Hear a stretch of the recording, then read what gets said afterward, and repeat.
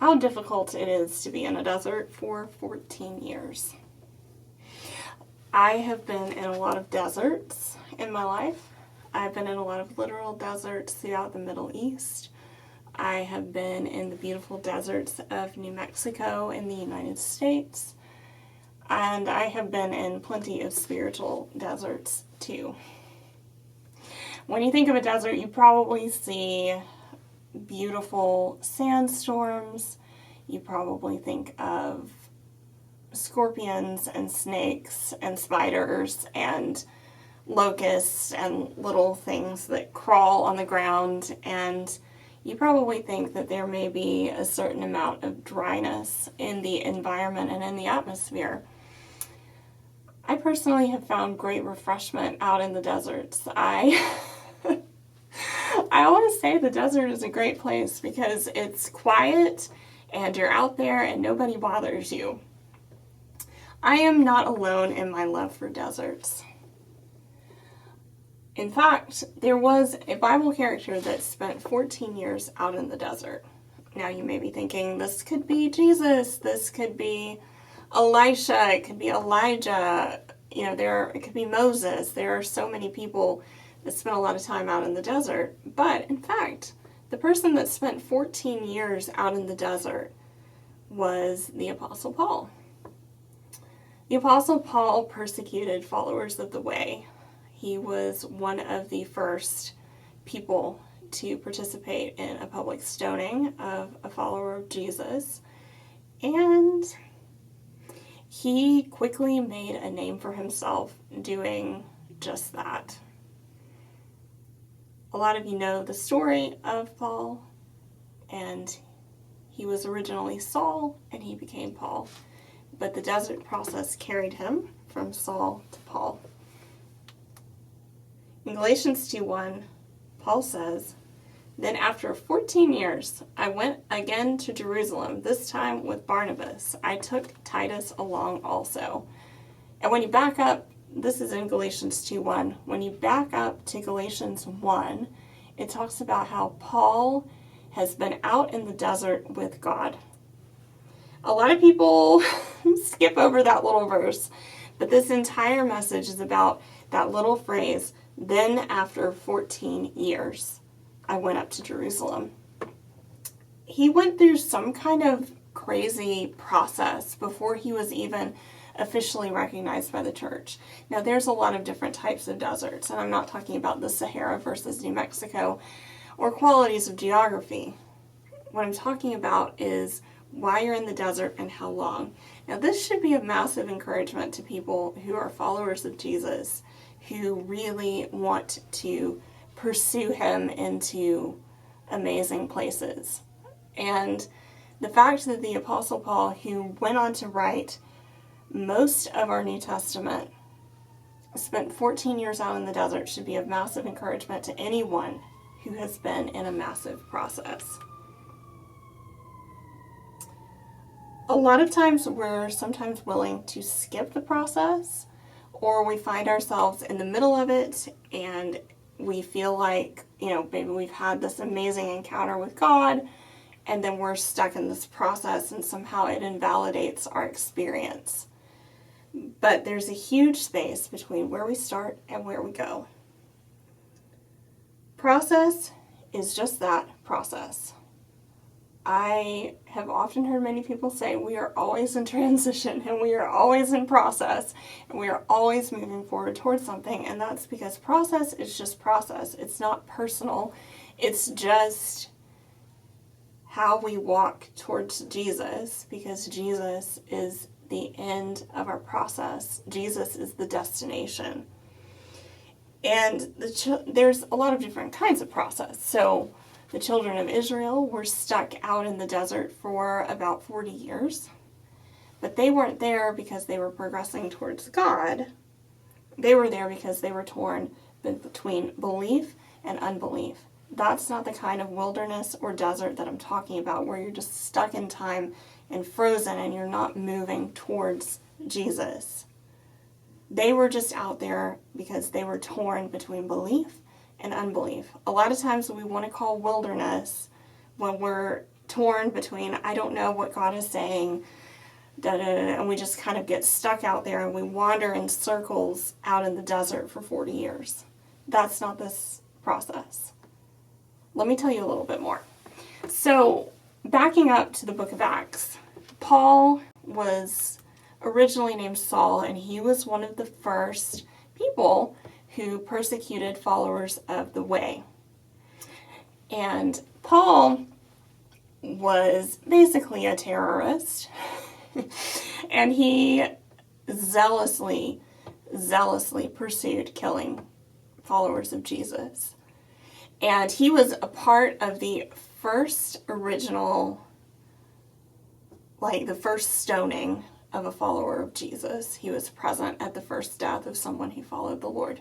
And so Paul, who was then Saul, got very, very zealous. So a little bit about Paul, because honestly, he wrote most of our New Testament, and a lot of people get into quite a discussion about, how do we interpret Paul? How do we slice and dice these things that we don't understand? And I've found that so many people want to interpret Paul without knowing who he is and who he was. So Paul, in his own words, was a deep follower of the Torah law. He knew the ins and outs of God's law. He loved it. He studied it. He worshiped it. He was devout in all of his beliefs. And his beliefs drove and motivated his actions. He was not a casual believer in God. Paul was zealous for God, and he burned for God, and he was on fire for God. And so Saul was one that truly was trying to obey and follow God. And that is why he was killing Christians, because in his mind, he was following his interpretation of the Bible. He was following his interpretation of Torah. He was following the law, and he was doing it well in his interpretation.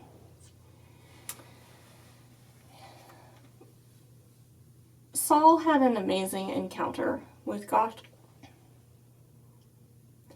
One that any one of us might be envious.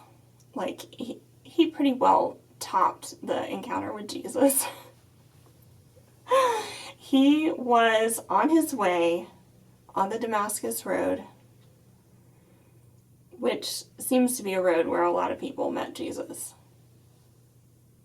The Emmaus Road, the Damascus Road. People tend to meet Jesus when they're on the way from point 1 to point 2. When you're in process for something else, sometimes God will come and interrupt the process and take you on a side swipe that you were not expecting. But that's another story for another time. Paul was en route to go kill more followers of Jesus because they had to be stamped out. They had to be put to rest. They had to be stopped. And he was on his way when a blinding light hit him in the face. And a voice spoke to him and said, "Saul, Saul, why are you persecuting me?" Immediately, Paul went blind. Now, what kind of blindness, we don't really know. Spiritually blind, physically blind. He could not see.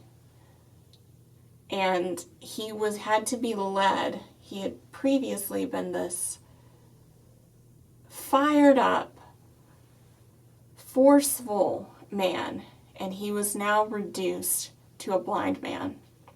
He went to Damascus, not as a killer, but as a man who had been struck by divine light.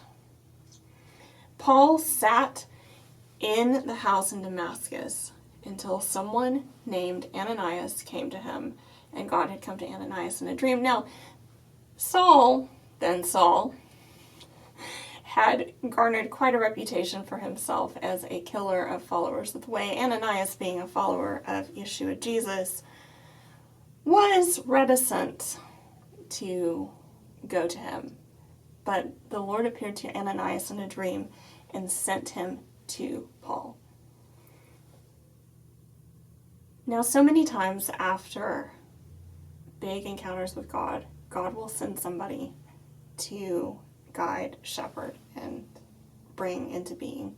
And Ananias went to Saul, laid his hands on him, and started praying for him. And the scales of blindness fell off of Saul's eyes. And Saul stood up and washed, and he became Paul.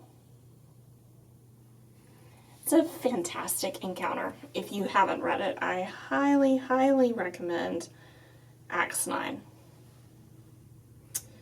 But then we see a few things where, he is super fired up and, he's had this encounter with God and but there's this reprogramming that has to start happening. Because Saul changed his name to Paul because, again, it's not good to go by your terrorist name. But there was a divine gap. It was that after 14 years. Now, Saul had an amazing testimony and he had an amazing story. But really, his whole theological outlook had been turned inside out, and he had to go reprogram. Now, this doesn't mean that now Paul sat there and navel-gazed for 14 years. That's not what that was. What Paul did was he went and began to process with the Lord what had happened. And it says, let me find that. He says that he went out into the desert.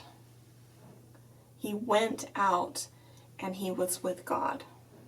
Now, some scholars think that Paul probably went to the Sinai, which is a mountain region in Israel that had this beautiful, Mount Horeb, Mount Sinai. That was where Moses would have received the Ten Commandments. And it would have patterned after others in the Jewish faith and in the Jewish nation who had gone to seek God out in the desert. Paul was following what he knew to do, which was to go out into the desert and seek God. So, for example, Paul probably went out to receive a divine commissioning from God. Now, man had recognized that he had been touched by God, but he wanted to go out and get it straight with God. He wanted to go work out his own salvation with fear and trembling with God in the desert. Now, some scholars write, for example, N.T. Wright has an amazing book on Paul that I very much recommend. But he confirmed his commissioning of God with men, but the source of the commissioning was not from man, but from God. In other words, Paul went out to the desert to seek the face of God so that he would have the opportunity to spend time with the Lord who had called him. And it was, N.T. Wright says that it was not merely for reflection in solitude. And he would have also been in other Gentile kingdoms. And there was this decade of silence. And there's so many speculations on what he did, because you can't sit in a desert, only sit in a desert for 14 years. And so Saul, now Paul, was a tent maker. He had probably participated in the family business. He had probably spent some time. So what many scholars picture is that Paul was sitting out in a little shop praying and with his hands working Like, here, I've got a hammer. He was sitting out there just working with his hands, getting into the sawdust and the grit and the grime, like building tents, making the pieces for tents. And there's something to working with your hands that is so incredibly important for spiritual formation. He was not just sitting alone, he was also doing productive things. And some scholars even think that Paul may have been praying and witnessing to people, and it's very unlikely that such a zealous man would not have been sharing what he knew to be true about the Lord. But it was even more than just, a divine calling or a divine commissioning or learning what he had sought the Lord for. It was also that he needed to recombobulate his theology. Now, we argue about the Apostle Paul, like the Apostle Paul, on multiple topics. And a lot of people don't understand the Jewish Paul, who had this deep love for Torah, that had this deep love for the Word of God, and had, through a moment on the Damascus Road, meeting the Lord Jesus face to face, everything had been turned on his head. And I love what N.T. Wright says, that Paul did not switch his religion in a moment. He saw his religion fulfilled. He saw the Messiah they had been waiting for coming, and he had not appeared as they supposed. But he did not get a new religion. He got the fulfillment in a different way than he thought. And, he was praying. He was studying. He was figuring out how to do things. And he had other encounters. Like he writes to the Corinthians about being snatched up into the third heaven. I love how Paul says things. Like, he's such a sassy man. He's like, and someone, I don't know who, was snatched up into the third heaven, But we think that probably this whole gap, prayer and meditation, seeking the Lord, preaching the gospel in his everyday life, there wasn't a job title that said, minister of the gospel, put your tithes and offerings here. Paul had to implement this newfound understanding into his everyday life during these 14 years before he went up to Jerusalem. And his letters that he hastily penned in this prison, he wrote them hastily, but they were the result of long years of turning things over in his heart. And, sometimes, there's this whole beautiful picture throughout the Bible, this concept of prophets in the wilderness. People of God in the wilderness learning how to be divinely commissioned. And the wilderness is never a punishment from God. Now, back to earlier, wandering in the desert for forever, that's a different story. That's a different story altogether. When you're frozen between belief and unbelief and you're stuck, that's not wilderness. But wilderness is when God calls you tenderly into the wilderness to speak to you and to form you and to shape you and to mold you. And it is not a punishment. It is a divine commissioning, the outworkings of which take years and years and years. So many of us have had this amazing encounter with Jesus, and if you haven't, look out. And we want to just run straight out into whatever, and we want to bypass the process entirely because the process feels like a punishment. It's like, you started here with the Lord, you were on fire, and then it felt like maybe not what you had hoped. But when you're out in the wilderness with God, you can be formed by the Lord himself. And I've met a lot of people, myself included, who have had amazing encounters with the Lord and don't ever go out into the still, quiet place to be formed by the Lord. You see, Paul had crazy theology after that big encounter, and he probably had more questions than answers at the end of it because his paradigm had been completely shattered. He thought it was going to be one way, and now it was another way, and so what to do? But the Lord does something in the process and in the refinement and in the moments of pressing through, in the moments of going one layer deeper, even when that's the last thing you'd rather do, that makes the encounter work its way down into your very bones. And I'll say this too. As many people have discovered over the years, sometimes the process is just for the love of Jesus. It's not for whatever you find on the other side. Like, it has to be enough to sit with him, to be with him, and to love him and to cherish him, no matter what you find on the other side. Maybe it's nothing, maybe it's something. Maybe your whole life is a beautiful process with the Lord where you go one layer deeper and one layer deeper, and isn't that all of us?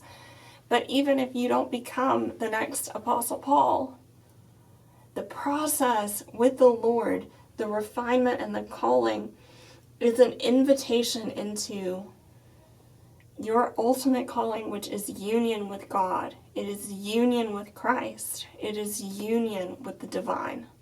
And the process is just as important for the calling as anything else.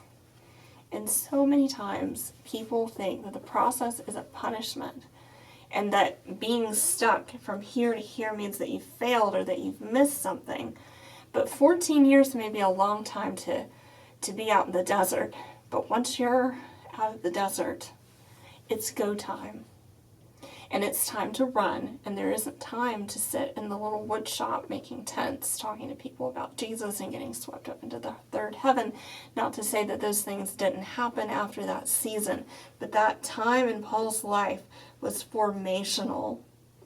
He worked out his theology, his understanding of God, his command of the Old Testament, the Torah, allowed him to build a theologically sound, systematic theology that we still are with today as it became the New Testament. So just to put a quick bow on this, and just to make it practical, what does it look like to go out into the desert and to find process with God? For starters, it's practical. It looks like learning how to honor your body as a temple of the Holy Spirit. It looks like learning to take care of your body, to hydrate, to eat, to move, to do the things that you need to do to sustain you, not just for the 14 years, but for the journey. I find a lot of people that have had these encounters with God that get really fired up, start to run, and then they burn out because their bodies burn out. And that's not right. It's not right. Part of it is getting healthy, not just in your body, but also in your heart. Allowing the forgiveness of Christ to wash you from the wounds of the past, the wounds of others. And I don't know about y'all, but definitely in Saul to Paul's case, to grasp the transformation. We are all somewhat terrorists in our own lives. He was a terrorist that killed people. But to go from terrorist Saul to Apostle Paul, that takes work of grace and healing and forgiveness that can only come from the Lord. And two, the desert space is for prayer and encounter.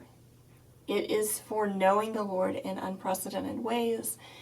It is for all the things. So, take heart. If you've been in the desert for 14 years, your time is coming. As long as you're not hovering between belief and unbelief, and you're in a process of walking closer and closer and closer to the Lord,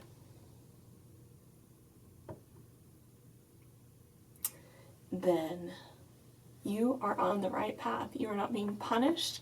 You are not being left behind. You are not being anything but where God has you to be. And for all of my fired up people, there is a moment where you will live from your first encounter with Jesus from now until forever. But in the words of the Apostle Paul, you are made to go from glory to glory.